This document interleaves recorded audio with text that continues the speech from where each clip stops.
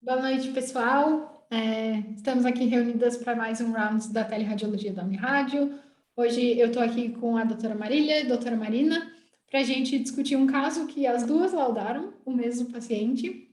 Então, vai ser bem interessante para a gente ir acompanhando o caso ao longo do tempo.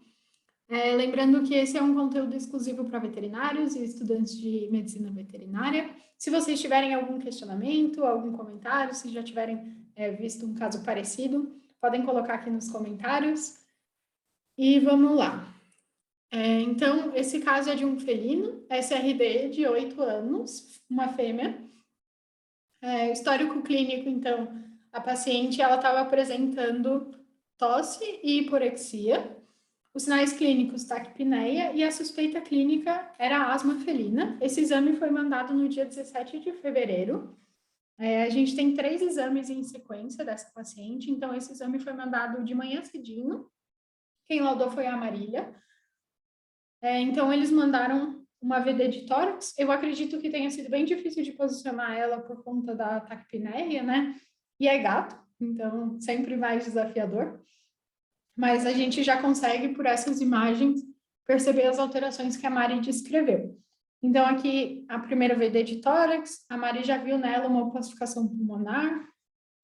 E nas laterais, a gente tem os principais achados. Então, aqui já chama atenção que nas vértebras a gente tem um trabeculado esquisito, né? Principalmente aqui nessas últimas vértebras torácicas.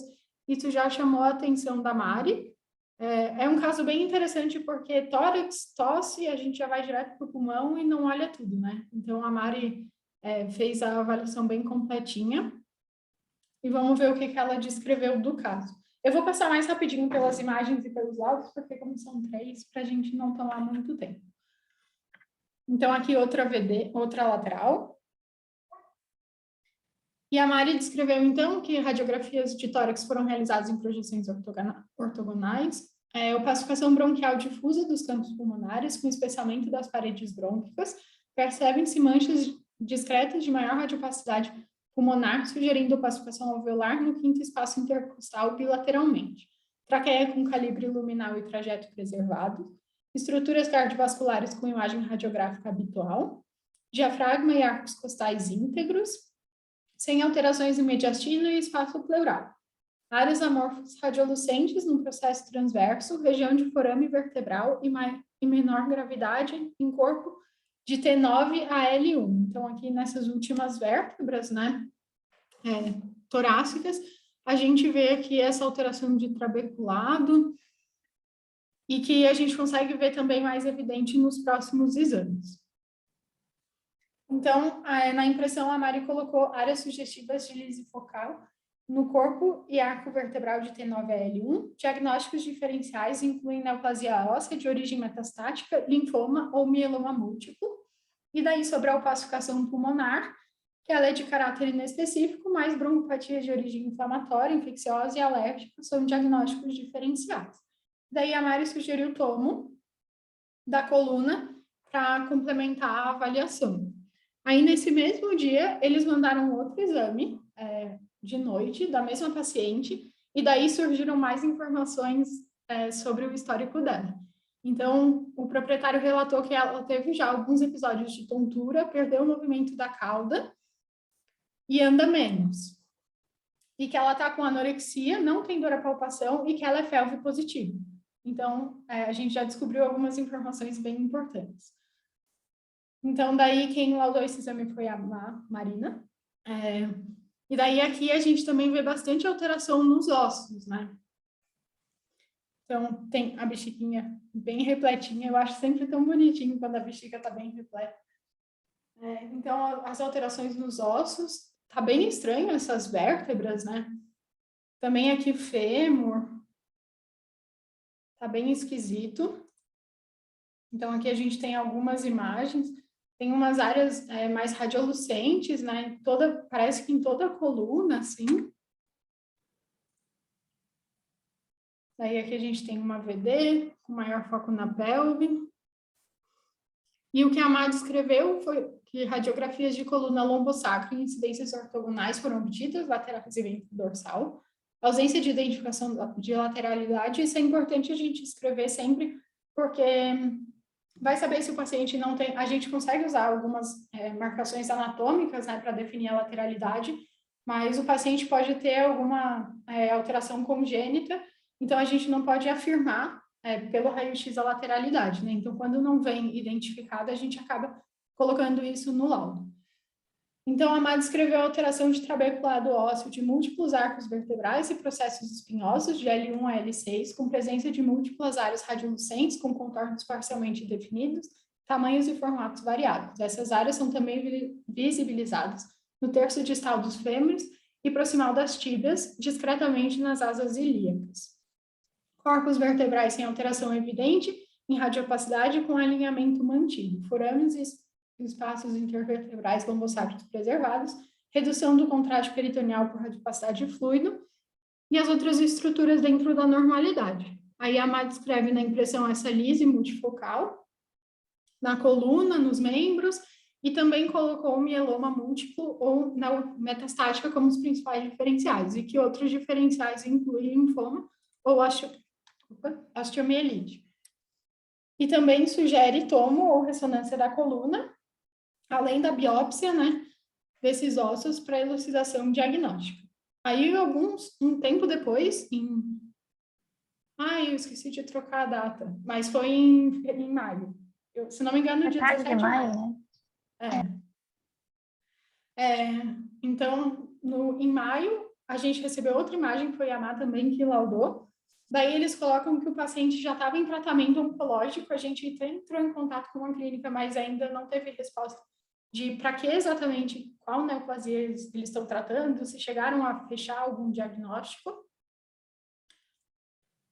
E daí eles repetiram as imagens. Então, nessas imagens, a gente vê que persistem as alterações, se eu não me engano, tem de toda a coluna, né? Então, a gente vê que persiste essas áreas mais radiolucentes nas vértebras, né? Os corpos vertebrais realmente, como a Má botou no laudo anterior, eles parecem preservados, né? Aqui nas lombares, principalmente, a gente vê essas áreas. É tudo bem redondinho, multifocal. Achei que tinha BD da pelve. Parece que até o rabinho tá mais... Não sei, tem mais áreas agora, né? Parece que até umas coisas meio perdendo o formato, assim, né? Tá bem feio. Aí, fêmur, tíbia, bem parecido com o exame anterior, né, de fevereiro. Então, a Má, no laudo, ela coloca que esse exame, então, foi comparado ao anterior, né, em relação à coluna lombosacra, e que persistem as alterações no trabeculado ósseo. Então, a Má falando de novo das características dessas lesões, né, essas áreas radiolucentes, com os contornos mais pré-definidos, formato variado, daí ali na coluna, no fêmur, na tíbia, nas vértebras sacrais e nas coxígeas. Os corpos vertebrais alinhados, os forames e espaços estão aparentemente preservados, e que persiste essa redução do contraste abdominal, mas possivelmente é pelo baixo score corporal do paciente. Né? E daí do tórax, eu acho que eles queriam também ver se tinha metástase, né? Então, coloca aqui que não tem achados indicativos de nódulos. Aí fala dessas alterações de trabeculado também nas vértebras cervicais, toracolombares, principalmente nos arcos vertebrais, processos espinhosos, nos membros torácicos também. Então, é uma alteração bem difusa, né? Que persiste aquela opacificação pulmonar bronquial que a Má tinha visto lá naquele primeiro exame. Silhueta cardíaca com dimensões preservadas, com avalamento em topografia do arco aórtico, que é um achado que a gente costuma ver bastante nesses pacientes felinos com um pouquinho mais de idade, né? Que a Má até cita aqui na impressão, que é comum na idade do paciente, mas que a gente não tem como descartar essas cardiopatias. E daí a impressão fica bem parecida, né? Com com os outros laudos, tendo mieloma múltiplo ou linfoma como os principais diferenciais. Eu acho que eu não tenho nenhuma consideração sobre nenhum dos 3 laudos, eu acho que ficou bem completo. É uma alteração um pouco frequente em felinos da gente ver, né? Assim, difuso, essas áreas de Lise. Então, meninas, não sei se vocês têm alguma coisa para complementar dos laudos do caso, o que vocês acharam quando vocês viram? Eu achei os laudos da Má bem completos também, e acho que não dá para fugir muito disso, né? Ficamos na curiosidade se é mieloma, se é linfoma, mas bem curioso, muito difuso, né? Uhum.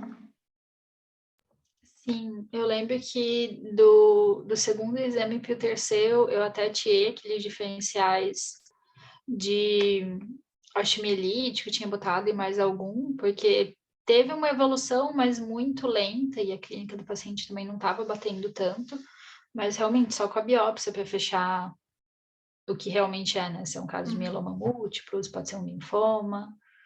Eu acho que era neometastática, né, Max? Você tinha botado junto com... Também. Uhum.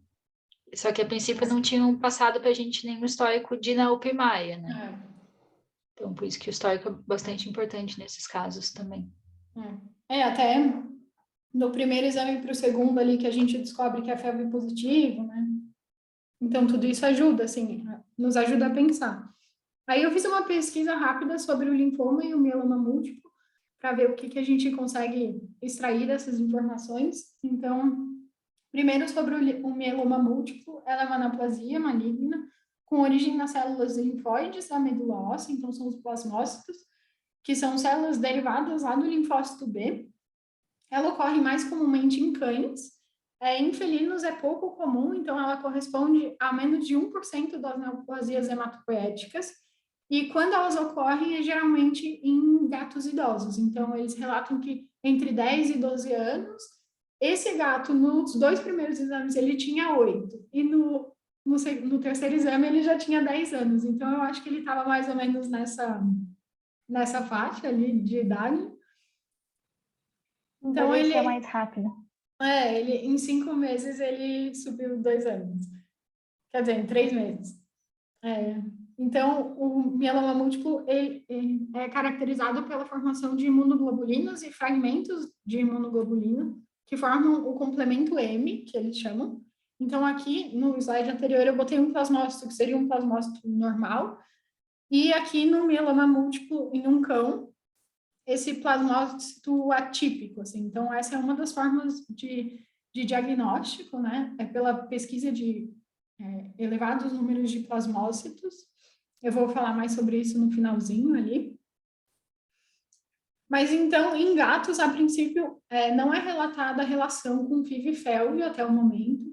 Então, não se tem essa informação. A princípio, não tem predisposição de gatos FIV ou FeLV positivos, né? E os sinais clínicos, eles são bem inespecíficos. Então, letargia, anorexia, esse paciente tinha, perda de peso, vômito, sangramentos espontâneos, é comum, e daí tem alguns sinais secundários, assim, que são as osteopatias, panestopenia, aumento da viscosidade sanguínea, hipercalcemia e doença renal, tudo por conta desse aumento das imunoglobulinas. Então, aqui está o livro que eu usei como base para dar uma estudada, esse de Oncologia em Cães e Gatos. É bem completo, assim, tem bastante informação, então é uma leitura que eu achei bem boa. E daí ele traz que em felinos a anorexia e a perda de peso são sinais mais frequentes, além do histórico de doença respiratória crônica. Então, esse paciente, a princípio, tinha sinais de doença respiratória também, né? E que pode acontecer paresia dos membros posteriores pela lise nos corpos vertebrais lombares, mas é menos comum lesão óssea nesses pacientes. Então, nos felinos é bem menos comum lise óssea do que nos cães. Tanto é que se essa alteração fosse em cães, a gente já ia pensar, em primeiro lugar, no mieloma múltiplo, né? Mas em felinos é menos comum. Então, o diagnóstico é pela presença desses plasmócitos em grande quantidade na medula óssea, essas lesões osteolíticas, mais comuns nos cães, e a presença desses complementos M nas amostras séricas ou urinárias.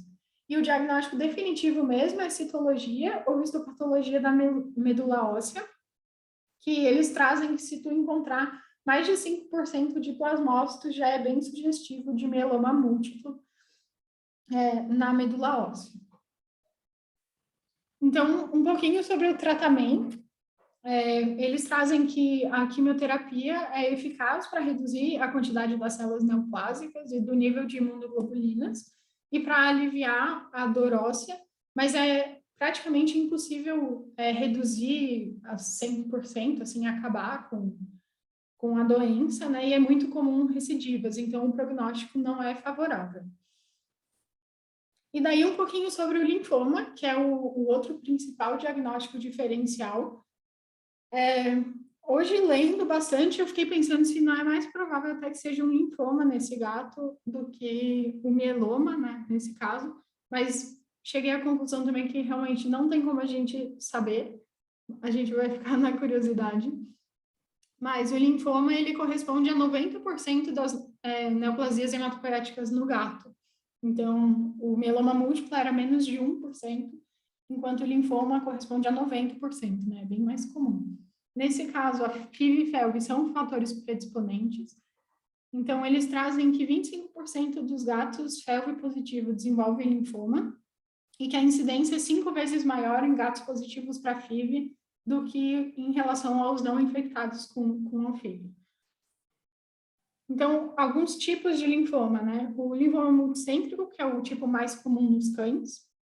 O mediastinal, ele é o mais comum em gatos FeLV positivo.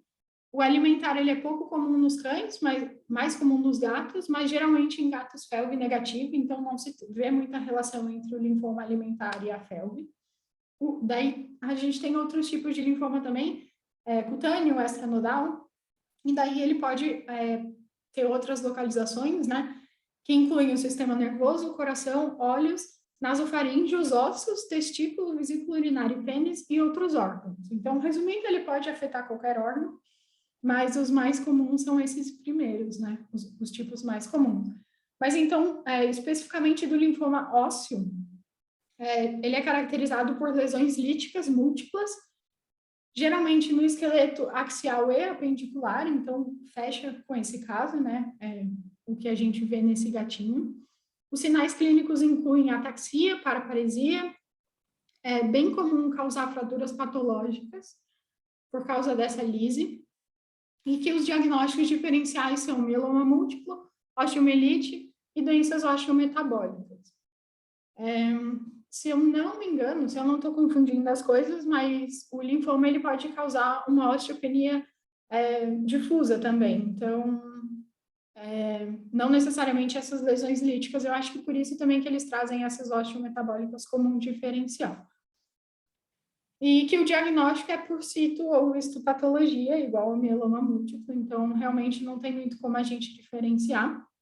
E que o prognóstico ele é bem desfavorável. Pode ser feita radioterapia, quimioterapia, mas é bem desfavorável o prognóstico para linfoma ósseo, principalmente nos gatinhos positivos para FeLV ou FIV.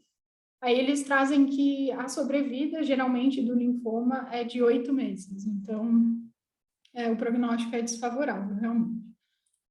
E é isso, meninas. Foi o compilado de informações que eu fiz dessas duas doenças e a gente realmente fica no escuro, né?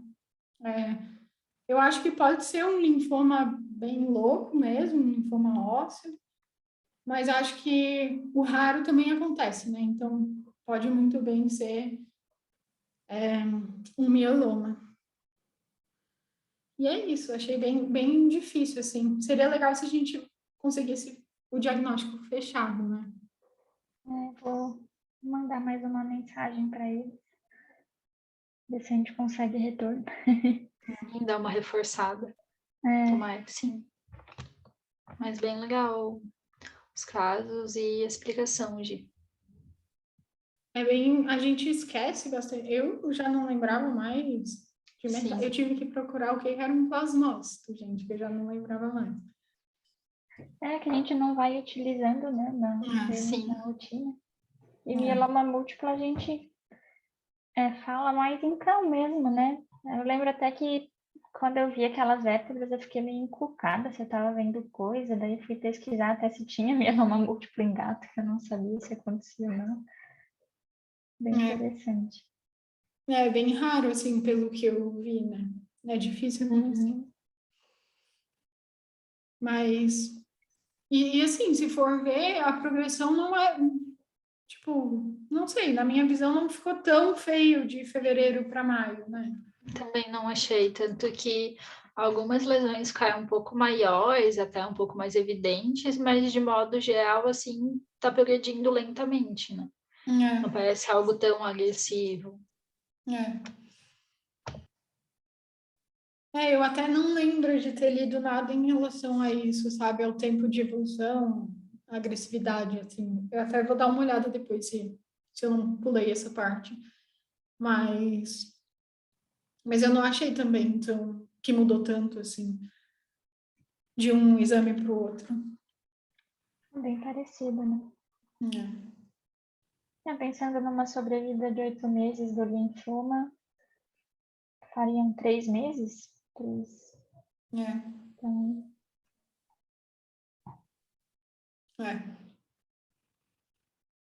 E daí o tratamento, pelo que eu vi mais, é controle da dor e dos sinais clínicos mesmo, né? Não tem muito. Mas eu fiquei pensando que FeLV positivo. Não sei. Tipo assim, o meu subconsciente diz que bem provável que E seja já um fica linfoma. tendenciosa, né? gato a gente já fica, né? Linfoma. Sim. Gato FeLV. Mas acho que é isso, meninas. Vocês têm mais alguma colocação? Bem legal, Gi. Obrigada pelas informações. Obrigada a Não, vocês, problema gente. nenhum. Bom, seu resumo também. Obrigada, Má. Então é isso, gente. Se quem estiver assistindo tiver mais alguma dúvida, já tiver visto algum caso assim, que tem o diagnóstico fechado também, se quiser compartilhar com a gente. E acho que é isso, gente. Boa noite.